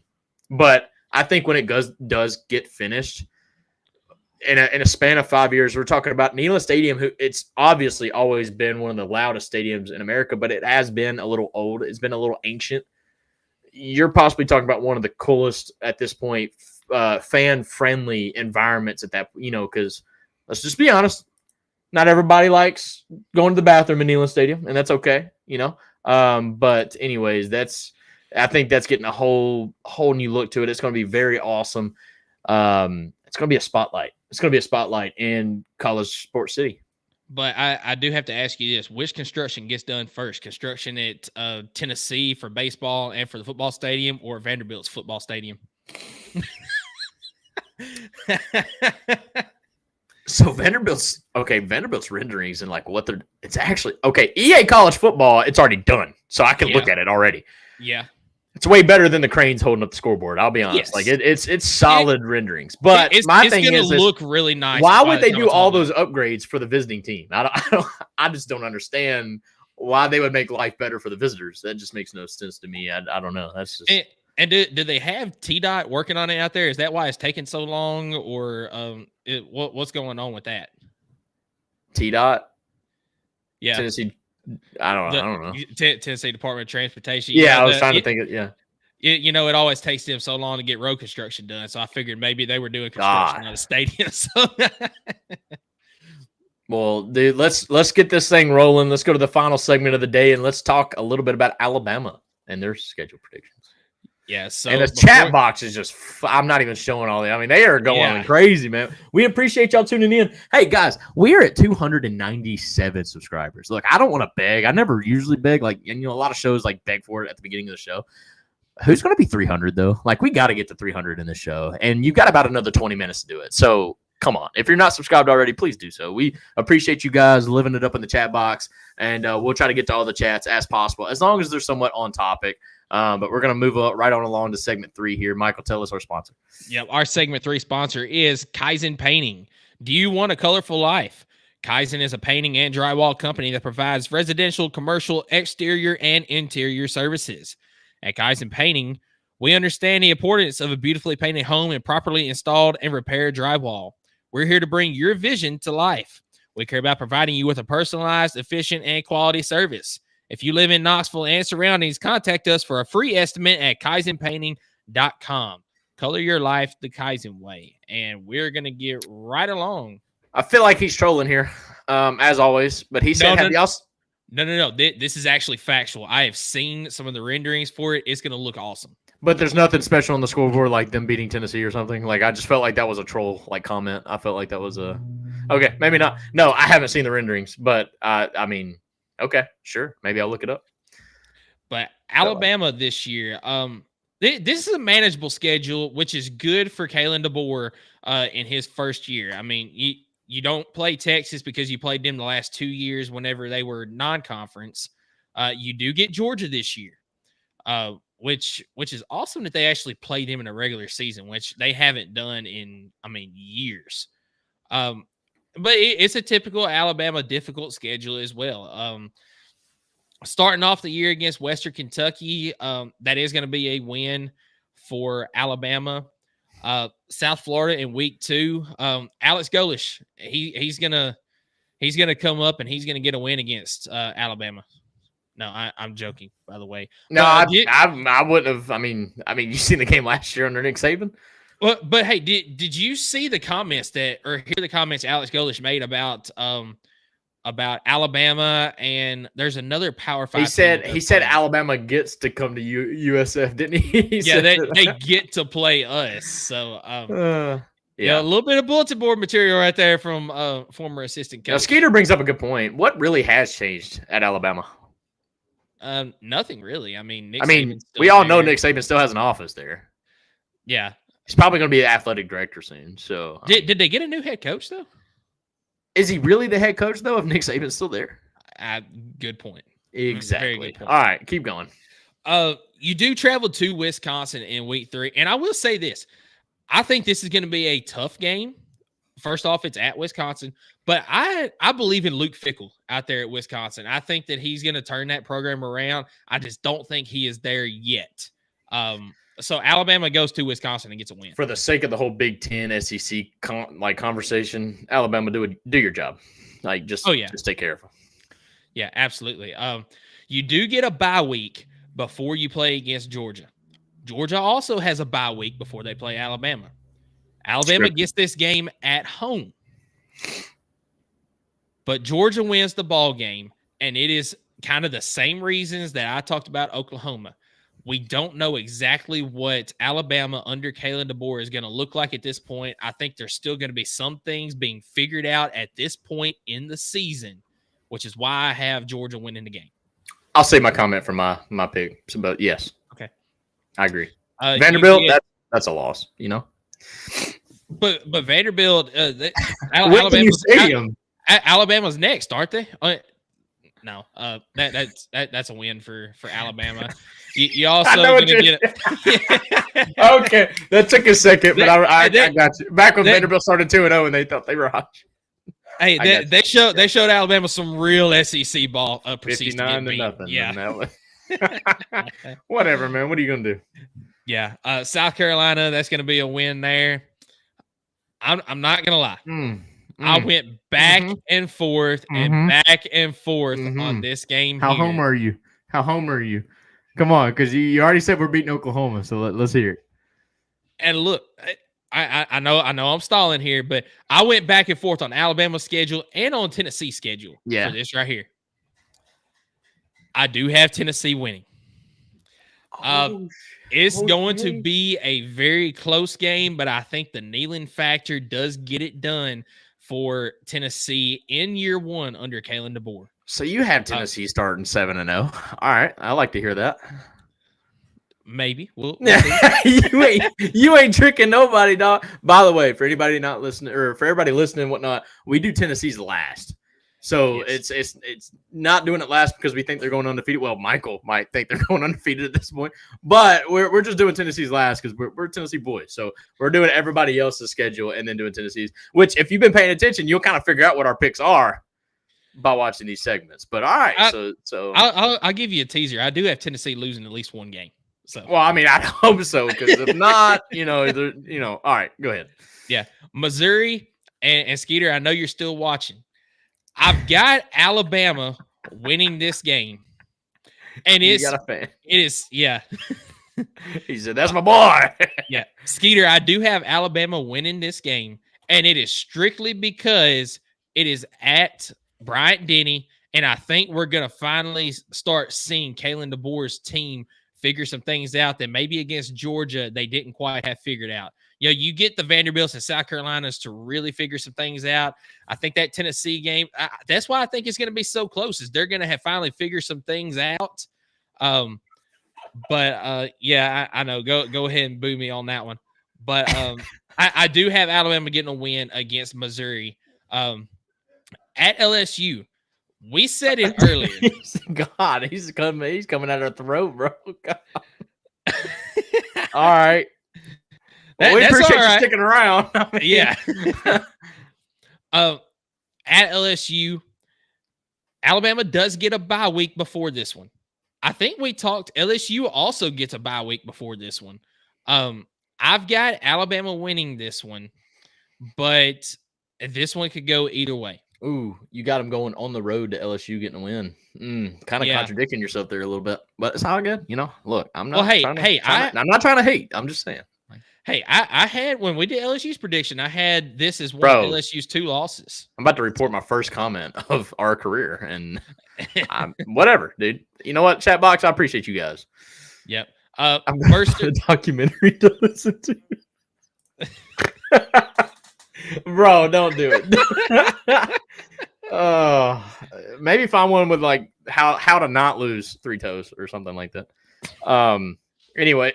Okay. I'm sorry. Moving right along. So, I'm sorry. Mercer, Alabama gets a win there. Travel to Oklahoma and get a win. And then you get the Iron Bowl at the end of the season. Anything can happen in this game. You get the game at home. I've got Kalen DeBoer winning this one to go 10-2 in his first season. That's respectable. I just don't know. I don't know. Anyways, 10-2, floor and ceiling. I gotta lock in, dog. I gotta lock in. All right, ceiling, floor.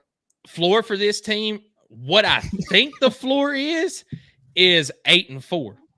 What the absolute floor should be for this team is 9-3. Otherwise, we're gonna see a lot of people calling out Kalen DeBoer. I think that you could possibly lose to LSU, as well as Missouri is going to be the other one that I say would be a loss. I'm not going to say 7-5, although I could see them struggling with Oklahoma. I'm going to go 8-4. Without a doubt, the ceiling of this team is 12-0. I think absolutely you can give Georgia a game. I just think that the experience of Kirby Smart versus Kalen DeBoer is going to play a factor, and absolutely you can beat Tennessee in Knoxville. Wipe it. It's going to be short and sweet with this thing. Western Kentucky, that's a dub. South Florida, they're not going to let them hang around like they did last year. That's going to be a dub. Jalen Milroe will not be benched before that game starts. Let's see. At Wisconsin, that's going to be another win. I do agree with you on the Georgia game, even though they got them at home. I think that's a loss, but I think if these two teams were to rematch, I think Alabama would win the rematch. Alabama's notorious for doing that. Yep. Georgia usually wins against Alabama in the regular season, and then Alabama will get them in the game that really matters because it's more recent, recency bias. In the SEC championship, if these two teams were to face each other and Alabama wins, somehow, some way, even though they've got probably a tied record and a tied, head-to-head, Alabama would get the nod just because they beat them more recently. I don't know if I agree with that, but at the end of the day, it is what it is. Vanderbilt, that hostile environment Vanderbilt has, man. If they get the chance to single file line rush the field, I'm joking. That's a win. South Carolina, I just don't think they get the job done. So if Alabama gets another win there, South Carolina is a weird team, man. I don't know. I mentioned Shane Beamer in the first segment. If that dude goes 6-6 again, I don't see how he stays. I mean, there's no progression there at that point, but I don't know. Whatever. At Tennessee, I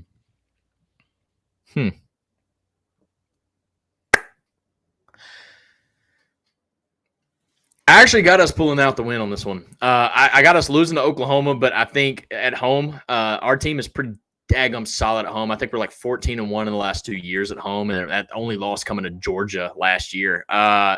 I think we got something cooking, and I think we made some corrections after that Oklahoma game. Again, I only picked that Oklahoma loss because of our history on road games with teams that we shouldn't lose to, and I think that's why we lose to Oklahoma. But this game right here, we're going to be fired up for it. Third Saturday in October, another home game. I would love to think that we could pull out this win, so that's why I'm going to say that we do. Then they get Missouri. I do think they beat Missouri after that loss. Alabama's not going to lose 2 games in a row. I don't care what season they're in or what their schedule looks like.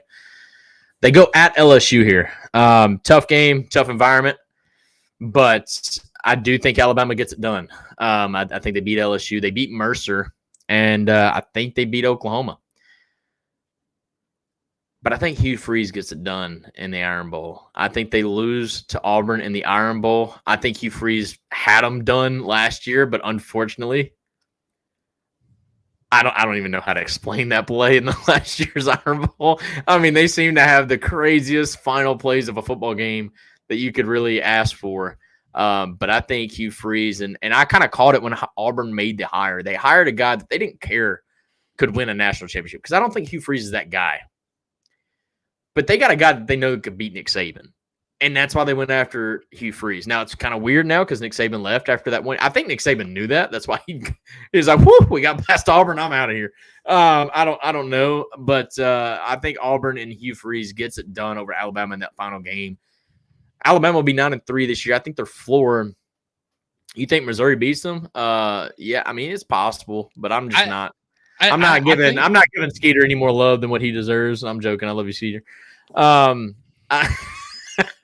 So clearly he didn't go watch a documentary because he's sitting here listening to the show. Come on, man. I can't have Missouri going undefeated this year. You know that. I don't even have my boys going undefeated. So I got them going 9-3. I think the floor is 8-4. I think the floor is 8-4. I think the only other loss they could possibly have, dare I say, Missouri. I'm not going to say Missouri. I'm going to say LSU because it's on the road at LSU. I think that could be a tricky game. We got some Bama haters in the chat. Matt says he wants Bama to lose to anyone, and Justin says love to see him go 0-12. But to me, look, here's how I look at it. If Bama goes 9-3, that is like equivalent to Tennessee going 6-6. I hate to say it like that because it makes it sound like our standards are a little bit lower, but just at the time right now, if Bama goes 9-3, could you imagine their fan base? Especially if they lost to Tennessee. But look, Alabama's standards are so high because of what Nick Saban has built there. If they don't make the playoffs, there's going to be a lot of questions being thrown at the Alabama program with Kalen DeBoer at the helm. That's why, 9-3 should be the absolute floor. But I think it's Kalen DeBoer's got to go at least 10-2 this year to have a shot at making the playoffs. Otherwise, there's going to be a lot of turmoil going on in Tuscaloosa. Which brings me to my ceiling. Unlike you, I do not think it's possible for this team to go undefeated. I think it'd be crazy for them to go undefeated. I think just given the talent they lost on the defensive side of the ball, Jalen Milroe, if he's just that dude, but I mean, you would at that point have a Heisman Trophy winner at quarterback if they turn around and go undefeated. So, and that I guess is possible, but I just don't see it, man. I mean, with Georgia, Tennessee, LSU, Missouri, Auburn, and Oklahoma, I don't think you win. I mean, to me, I would count those as toss-up games, right? I mean, that's not a stretch. I'm not sitting here hating on Alabama by any means. I'm just saying those teams have gotten pretty good. LSU is probably the weaker, maybe Auburn. Auburn's probably the weakest one of all of them, but Auburn's your big rivalry game.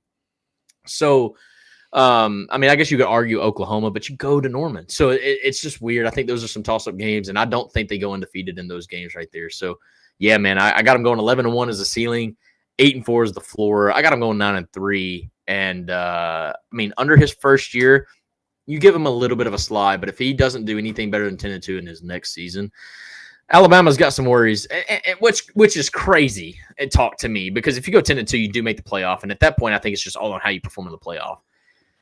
It's almost going to be okay to go 10-2 for these teams that usually expect to go undefeated. It's just on how they finish the season in the playoffs. So that's all I got on Alabama. But yeah, Matt says Tennessee fan, bro. Come on. So that's in response to want Bama to lose to anyone, and that's true. As a Tennessee fan, we would like to see them lose to anyone. But no, there's only one team I want to see lose. That Florida. Yes, Florida. I was going to say something else, but, we're on a podcast. So, yeah, I don't like Florida. Don't like Billy Napier. I actually love Billy Napier. I hope he keeps his job, but I hope we beat Florida. Yeah, absolutely. So, real quick, next week. Because we do have a position preview that we're going to get to. It's going to be very short and sweet. It is special teams today, but next week, schedule predictions. I answered this week, dog. Who do you want to talk about? Let's do Ole Miss and Skeeter. If you're out there, do you want to join us next week to talk about some Missouri schedule predictions? I want all 7 toes. Yeah. And position preview, we got special teams today. We've got 3 left. I believe next week is supposed to be offense. So wide receiver next week. Let's do it. All right. Matt Stone knows. He said Florida. He knows. What made Saban great was his attention to detail and never accepting anything but complete effort. Can DeBoer produce that is the big question. Look, if DeBoer can just do half of what Nick Saban did at the podium during media, I'll be okay with it. Yeah. I'll be okay with it. Because you know how media thinks they know ball? Like kind of like us. Like we think we know ball. We don't know jack crap. But we like to talk about it. We like to just be a support of the team. I mean, that's what our show's all about. But you got like some guy in the media asking a question. He's thought about it all week. Like I get to finally ask Nick Saban this question. And then Nick basically blows it up in their face. Like, you're an idiot. Yeah. And this is how I run my program. And you're not going to tell me otherwise. Like stuff like that just honestly, even as a Tennessee fan, I got fired up over it. I want to see DeBoer kind of have that fire under him. And with Nick being in his ear, he's not going to like that. I think it's inevitable it's going to be like that. But I would like to see that at the podium.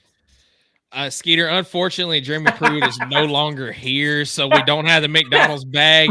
But you can get a ride on the hype train whenever you come on next week. Matt Stone's onto something here as well. I do have a sneaky suspicion that they knew how to play the NIL game before it was NIL.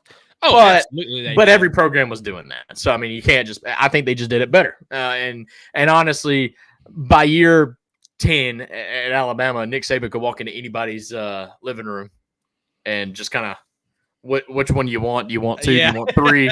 Like I got rings for everybody. If you come to play for Alabama and you're here for 4 years, you're guaranteed a ring.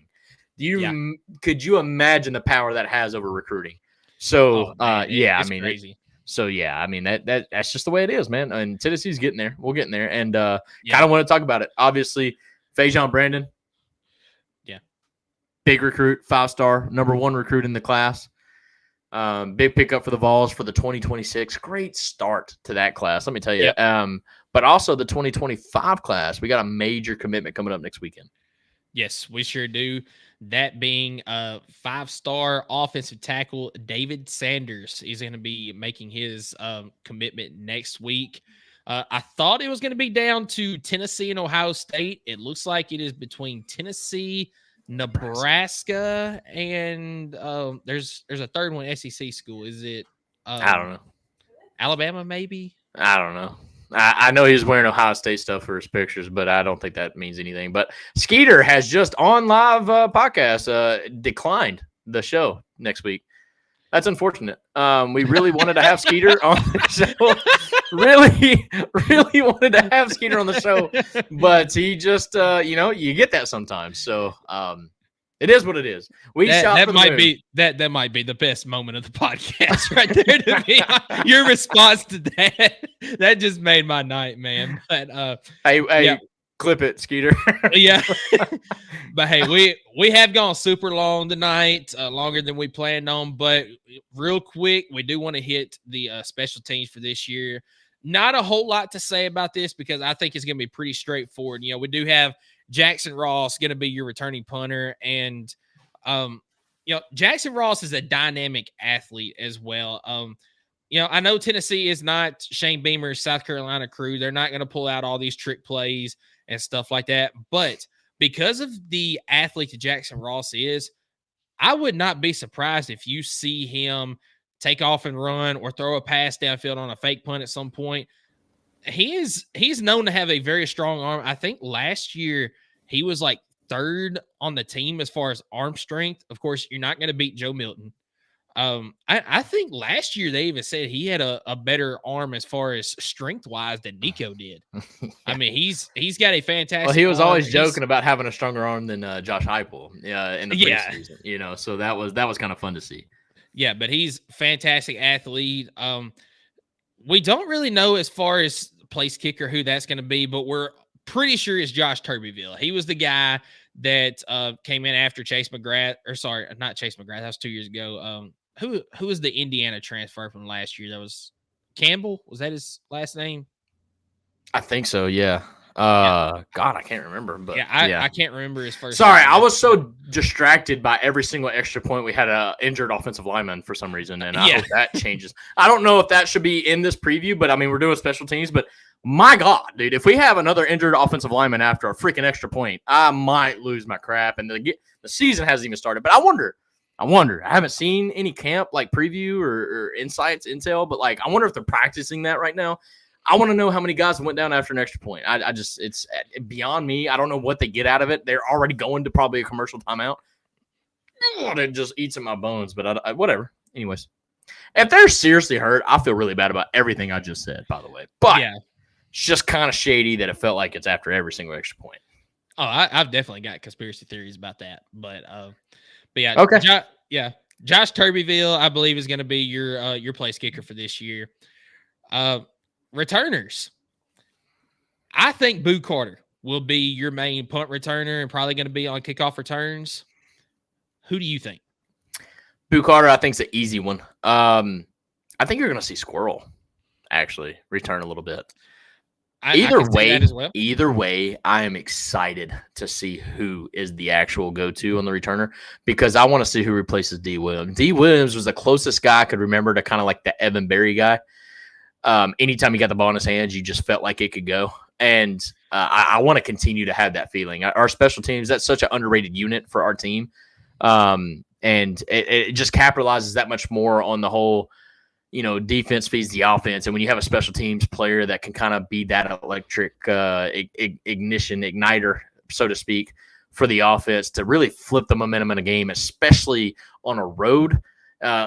Let's talk about Oklahoma, man. If it's just a dogfight, it's 3-3 after the first quarter, and we get a massive stop on defense, and then you got a guy like D. Williams, or not D. Williams, obviously, but if it's Squirrel White or Boo Carter that takes a punt 40 yards, and now you're set up at the 30-yard line, and you're already in field goal position. I mean, it's just something like that could really flip a game in a heartbeat. And here's why I think Boo Carter.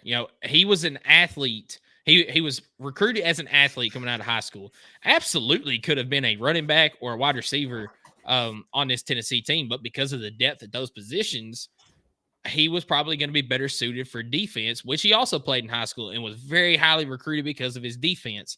But I think because of his background on the offensive side of the ball, I think that he can be a very good returner for this team. I mean, in high school, it was like every time he touched the ball on offense, something special was happening, whether it be a big play or whether it be a touchdown. And I think Boo Carter will be that guy.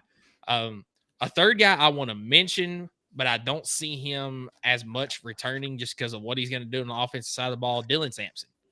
I think you could also see him, especially on kickoff returns. You got two guys deep. I think he could be one of those. But, you mentioned what special teams could do for a ball game. Let's look at Texas A&M last year. Mm-hmm. You had I'm glad you brought that up. Yeah, you had Jackson Ross with a fantastic punt that D. Williams gets and pins down at the 1-yard line. Texas A&M goes 3 and out. And then D. Williams takes that punt and returns it for a touchdown that ended up being the game-winning touchdown in the game. That's what special teams can do for you. Like you said, very underrated part of a team, but it's an important part of the team as well. Something that can absolutely win and lose you a game. It was Charles Campbell, by the way, so good memory on that.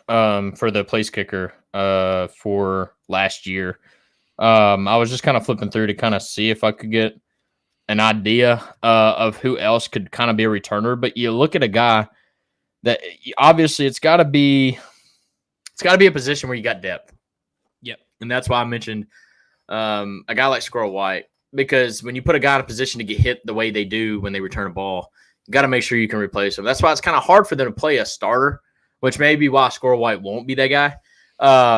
But then again, I think Boo Carter is going to be utilized pretty heavily on the defense as well. But like I said, wide receiver we're pretty stacked at, I think, in my opinion. I mean, we have a couple guys that played a hefty amount last year that probably won't even see the field this year just because of the talent that we've obtained and gotten back from injury. Let's see. Turbyville gained 17 pounds since last year as a friggin' kicker. Well, I mean, let's talk about kicker, all right, because Skeeter is going to love talking about kickers and thicker kickers. Yep. Because they have a guy that was like 220. I don't know. He's probably more than that in Harrison Mevis. The thicker kicker. I mean, literally the guys had permission to call him that, which I thought was kind of wild. But, yeah, I mean, look, a little bit of juice in that booty, get that ball across. Look, I'm just saying, it did beat Kansas State with that leg. He had an insane kick. What was that, like a 62-yarder in college? I think it was listed at 63 is what it ended up being. But he was 5'11", 243 is what Harrison Mevis listed in at last year at Missouri. Yep. Jackson Ross will be the punter. So you're right on that one as well. Couldn't really find anybody on returns, but we'll figure it out. We will figure that out. But either way, you can definitely expect it to be just as electric as it was last year. And I'm kind of excited about that. But I think for sure this year, you're going to have a returner that's going to be touching the ball somewhere other than just special teams. So yeah, Skeeter tunes in. He says a big kicker just does something to me. So, hey, Skeeter, how's that documentary going? I just want to check back in. It must be a really good documentary. Yeah. Joking. No, man. Hey, look, let's wrap this thing up. I'm smelling dinner. I've been smelling dinner for about 35 minutes now. You got anything in closing here and this final segment of the show? Yeah, just real quick, going to run down a list. We mentioned in segment 1, Jordan Thomas is out for the season with a knee injury. That is a big loss for the Tennessee secondary, but it opens up a spot for somebody else because Jordan Thomas was actually projected as being the starting star on defense. Well, he's one of the returning guys that played a lot last year and really loved the way he stepped in, but it's unfortunate. But again, you got a room that's young, inexperienced, but definitely got a lot of pieces there. It's not like the years before where you really just didn't have anybody else to put in that position, but now you've got really hungry, younger talent, good talent that is really ready to step in that door of opportunity. Yeah, and sticking with Tennessee baseball for a minute, Tennessee football for a minute. Joe Milton in the pros. Right now, he's projecting to be the starter over Drake May. I got you on that one, dude. He has been lighting it up. Outplayed Drake May through 6 practices. Obviously, they played more since then. This was posted a couple of days ago, 4 days ago, I believe. But look, let's talk about that. Is that really a surprise? Joe Milton is a guy that outplayed Hendon Hooker in 2022 in practice. Is this a situation where, and I'm not talking negative on anybody, I want to see him win that starting job. I want to see him keep that starting job as well. Yeah, I think that it's I don't really find it much as a surprise because we saw him be a really great practice player here, and I think that it'll actually translate to the pros because I want to throw out one game in particular that Joe Milton probably had his best performance, and that was against Vanderbilt in 2022, his first start after Hendon Hooker got hurt. It was raining that day. Yes, it is Vanderbilt, but Tennessee played a game that was more of a run-heavy game because of the rain. When they did pass the ball, they did almost a max protect type look and gave Joe Milton, 1 or 2 looks, and he was on point in that game. And you see NFL teams, especially a team like New England, runs more of that style of offense. I think that he is going to absolutely thrive in that style in the NFL. Hendon Hooker as well, back 100% healthy, throwing dimes over the middle of the field like he used to do all the time. I'm wanting to see this guy show out in the preseason and possibly land somewhere else to where he can actually start and be an asset to a team. Unfortunately, with Jared Goff's deal, I don't think there's a way for him to see the field unless there's an injury. But maybe he could show out in preseason, which I'm hoping he does. And I'm hoping Detroit allows him to do that for leverage in a trade or something like that. Sometimes they won't allow a guy to do that. If they know that he's a backup, they won't play him in the preseason that much. I don't know, man. I'm really excited about what Hendon Hooker's doing. I'm loving to see him back on the field and really excited to see what he can do in the preseason, which is honestly not that far away. Yeah, and Tennessee had another recruit this past week. Kind of got overshadowed because of Fajon Brandon. Defensive lineman Darian Smith committed to Tennessee this past week. He's a 6'3", 270-pound defensive lineman from Maryland. Chose Tennessee over Ohio State and Maryland. And in his commitment, he said, "I'm home. Go Vols." So and look, I know people are going to say 3-star U. It's a high 3-star, man. I mean, we're talking 88, 89 overall player. And to be a 4-star, you just need to be a 90. We're talking one evaluation away from him being a 4-star. This kid, I mean, look at the company that we just beat him over. I mean, obviously Ohio State wanted him. He's got to be a decent talent. So pretty excited about that kid. Look, Rodney Garner's going to load up on that defensive side of the ball. Yes. So not worried about that whatsoever. And we just need to finish this class strong. I'm telling you, if we can land David Sanders here next weekend, definitely locks up a top 10 class. It could absolutely lock up a top 5 class, and especially in the SEC. But depending on where you look and how evaluations go, I mean, George McIntyre fell to a 4-star because he missed a freaking camp, which is beyond me, but whatever. It is what it is. But no, the recruiting trail is going strong. I loved hearing what George McIntyre posted after hearing the recruitment of Fajon Brandon. If y'all didn't see that, I don't think I have it up here, but basically just locking down, saying, look, we're a family. Doesn't matter. Like, we're in this together, and we're going to have more stars in the quarterback room than Vanderbilt has in the entire team. So, joking, he didn't say that. I'm joking. He did not say that. But it would have been savage if he did, obviously. Yeah, and then real quick, hitting some baseball news because they had some recruits. Tony Vitello did bring in Cincinnati pitching coach Josh Reynolds to the program to help out Frank Anderson as well as Kirby Cannell and others on the staff. And how big is that that you're bringing in guys from the pros on pitching staffs to be on your college staff? And also bringing back Yes. Ross Kivett as a full-time assistant replacing Richard Jackson. No, it's huge. I think you're seeing guys that are, once again, kind of like the whole recruits question. He was like, hey, can we really reload it and be back to the World Series? One, I can answer that question already by saying we've been to the World Series 3 in the last 4 years. Arguably could have been and easily should have been 4 of 4. I don't think that's a problem. You're seeing guys that have left the program and realize that they were genuinely more happy with less pay being at Tennessee. Yeah. Just because the atmosphere, the coaching staff, the guys you're around. No, I love to see this for Tony V and whatnot, because let's be honest, you're going to lose your coaches at some point when you're getting the results that they're getting. And I hope those guys go get paid. I hope they're a head coach and they do the same thing. But no, for him to be able to reload the coaching staff with really good people that I think are going to help these kids, I think it means the world. John Majors tunes in and says, "Go Big Damn Orange." Yeah. Love it, dude. Thank you for joining in. By the way, yes. if you haven't subscribed, we're at 297. Who's going to be 300? Who's going to be 300? Come on, be that 300. I think I've got 2 more. Ben Martin committed to Tennessee baseball this past week. That was big for Tennessee, as well as Alex Bedford committed to Tennessee this past week. They also brought in Ricky Martinez for the Tennessee coaching staff. He's going to be director of player development. So a lot of big things for Tennessee sports on all fronts. You also had Joey Halsley this past week at Tennessee Media Day say something that really excited me.